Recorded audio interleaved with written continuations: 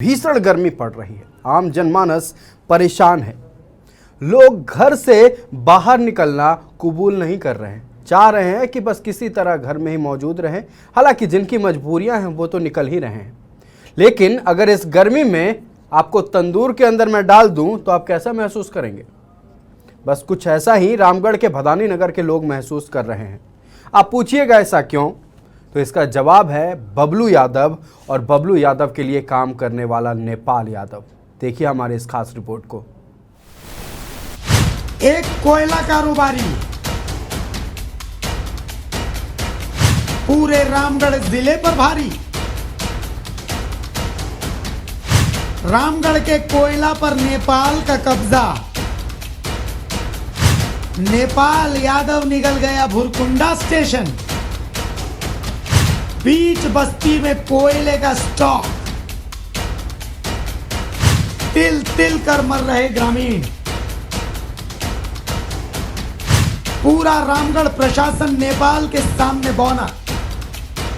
रामगढ़ जिले के भदानी नगर क्षेत्र के भुरकुंडा स्टेशन रेलवे साइडिंग के कोल्ड स्टॉक के कारण स्टेशन का अस्तित्व खतरे में आ गया। अब तो लोग भूल गए हैं कि यहाँ भुरकुंडा स्टेशन भी हुआ करता था। नियम तो कहता है कि रेलवे साइडिंग हमेशा बसावट से दूर होती, पर यहाँ इस साइडिंग को बीच बाजार रखा गया।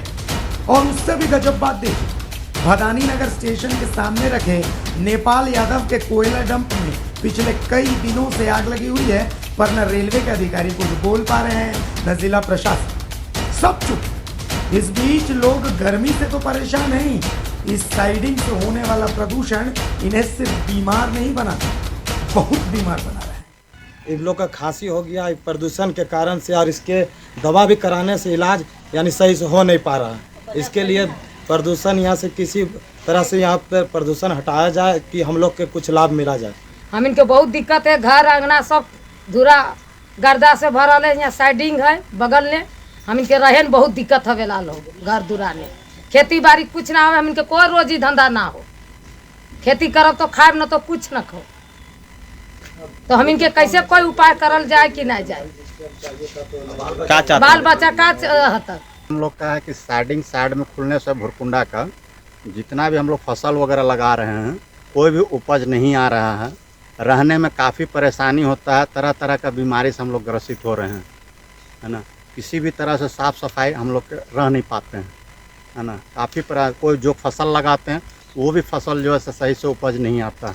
हम लोग गरीब आदमी हैं, हम लोग कहाँ जाएं। इसके अलावा हम लोग पास कोई दूसरा कमाने का कोई जीविका का साधन नहीं है। क्या चाहते हैं हम लोग को? बस या तो साइडिंग यहाँ से हटा लें या फिर हम लोग को कुछ मुआवजा दिया जाए।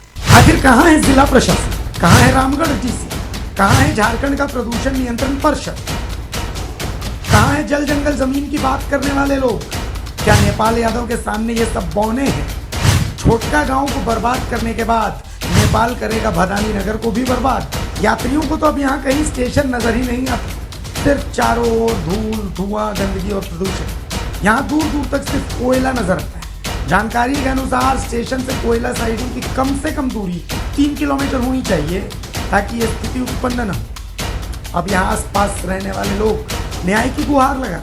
भुरकुंडा से लाइव 7 टीवी के लिए मंसूर खान की रिपोर्ट। एक कोयला भुरकुंडा शहर बर्बाद हो रहा है, भुरकुंडा जल रहा है, हम ये कह सकते हैं। वहाँ के लोग इस भीषण गर्मी में तप रहे हैं और इसके पीछे बस 2 व्यक्ति का हाथ है। 2 व्यक्ति जिसके सामने पूरा भुरकुंडा प्रशासन, पूरा रामगढ़ प्रशासन बौना बना पड़ा है। हमारे साथ हमारे सहयोगी मंसूर खान फोन लाइन पर जुड़ चुके हैं। मंसूर, 2 व्यक्ति, बबलू यादव और उनके लिए काम करने वाला नेपाल यादव, इन्होंने प्रशासन को इतना बौना दिखा दिया है, इन्होंने ये करके दिखा दिया है इस गर्मी में कि एक रेलवे स्टेशन के आसपास कोयला का स्टॉक किया गया है। उस कोयले के स्टॉक में आग लग गई है और फिलहाल पूरा जो भदानी नगर इलाका है वो तंदूर में तब्दील हो गया। वहां के आसपास के लोग जिंदगी उनका कैसे बीत रहा है वही समझ पा रहे। क्या है पूरी जानकारी, दर्शकों तक पहुंचाए मंसूर। पूरे मामले को लेकर भदानी नगर रेलवे साइडिंग कोल स्टॉक के आसपास में जितने भी लोग बसे हुए थे, भीषण आग लगने से कोयला में लोग इतने तरस आ गए थे कि लोगों का जीना मुहाल हो गया था। और इतना गर्म हो गया था, घर की दीवारें, घर के पानी कि लोग घर घर में रहना उन लोगों का मुश्किल हो गया था। जिसके बाद लाइव 7 में खबर प्रकाशित करने के बाद लोगों को थोड़ा उत्साहित हुआ है और लोगों को एक उत्साह जागा है कि शायद हमारा समस्या का समाधान होगा, जिसे लेकर अभी तुरंत की बात है, झारखंड सरकार और जिंदल स्टील पावर प्लांट के द्वारा दमकल की टीम आई है और आग पर काबू पाने का प्रयास की जा रही है।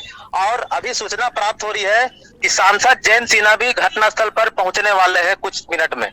चलिए, ये तो रही बात अभी। चलिए, अच्छा है, हम भी खुश हैं कि अगर इस तरह की कार्रवाई हो रही है, आग पर काबू पाया जा रहा है और जनप्रतिनिधि अगर अब जागे हैं जाकर, तो ये अच्छी बात है। लेकिन हमारा सवाल इन बबलू यादव और नेपाल यादव को लेकर है। देखिए, अमूमन हमें जितनी जानकारी है, रेलवे साइडिंग हो या कोल्ड स्टॉक हो, वो शहर से दूर बनाया जाता है, जहाँ जनसंख्या ना हो, जहाँ लोग नहीं रहते हैं। आखिरकार प्रशासन की नज़र, रेल प्रशासन की बात कर लें या जिला प्रशासन की बात कर लें, इनकी नज़र क्यों नहीं पड़ी? ये रेलवे साइडिंग या कहें कोल्ड स्टॉक यहाँ कैसे बना दिया गया? और बीच शहर में जब कोल्ड स्टॉक में आग लगी है तब लोगों को परेशानी हो रही है, तब इनकी नज़रें खुली हैं। पहले ये क्या कर रहे थे? जी सर, जी रेलवे अधिनियम के तहत जहाँ तक जानकारी है कि रेलवे स्टेशन के कुछ किलोमीटर की दूरी में ही आप कोल्ड साइडिंग बना सकते हैं, कोल्ड स्टॉक कर सकते हैं।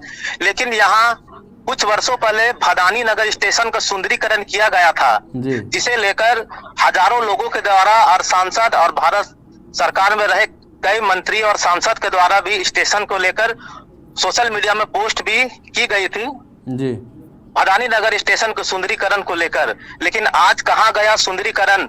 कोल के प्रदूषण में लुप्त हो गया है सुंदरीकरण। भदानी नगर स्टेशन कहाँ है? यहाँ आए पैसेंजर को स्टेशन दिखता भी नहीं है। एक सवाल आपसे करना चाहेंगे मंसूर, ये बबलू यादव और नेपाल यादव पे आखिरकार कार्रवाई क्यों नहीं होती है? ये जो अपने मनमानी तरीके से लगातार गांवों को बर्बाद करते आ रहे हैं, एक गांव को हमने देखा पहले भी ये बर्बाद कर चुके हैं, अब इनकी नज़र भदानी नगर पर है। धीरे धीरे ये पूरे रामगढ़ को क्या खा जाएंगे और प्रशासन इसी तरह से मौनधारी रहेगी? देखिए, जहाँ तक बबलू यादव और नेपाल यादव की बात है, इस विषय पे ज्यादा हम कुछ कहना नहीं चाहेंगे। प्रशासन और लोग क्यों इनके ऊपर कार्रवाई नहीं करते, क्या मामला है, वो प्रशासन समझे। और बबलू यादव जी, हमारे साथ जुड़ने के लिए बहुत बहुत धन्यवाद मंसूर। जैसा देखा आपने कि कैसे दो लोगों ने मिलकर एक शहर को आग की भट्टी बना दी है। जैसा कि नियम है कि एक रेलवे स्टेशन से कुछ किलोमीटर की दूरी पर, जहां जनसंख्या हो, जहां लोग रहते हैं, उससे कुछ किलोमीटर की दूरी पर रेल साइडिंग बनानी चाहिए, कोल्ड स्टॉक बनाने चाहिए। लेकिन इस जो कोयले में आग लगी, इसका जिम्मेवार आखिरकार कौन है? अब जब आग लगी है, आग फैली है, तब जाकर प्रशासन जागी है, तब जाकर जनप्रतिनिधि जागे हैं, अब जाकर आग पर काबू पाया जा रहा है। लेकिन इतने दिनों से जो लोग परेशान हो रहे थे, आग लगी हुई थी, लोगों का अपने घरों तक में रहना मुश्किल हो रहा था, प्रशासन क्या कर रही थी? ये कोल माफिया के खिलाफ कार्रवाई क्यों नहीं हुई? ये बबलू यादव, नेपाल यादव आखिरकार किसके संरक्षण में ये काम कर रहे हैं? सवाल कई हैं। सवाल ये भी है, क्या इन्हें प्रशासन से संरक्षण प्राप्त है? अब देखना ये होगा कि आखिरकार इन पर कब कार्रवाई होती है।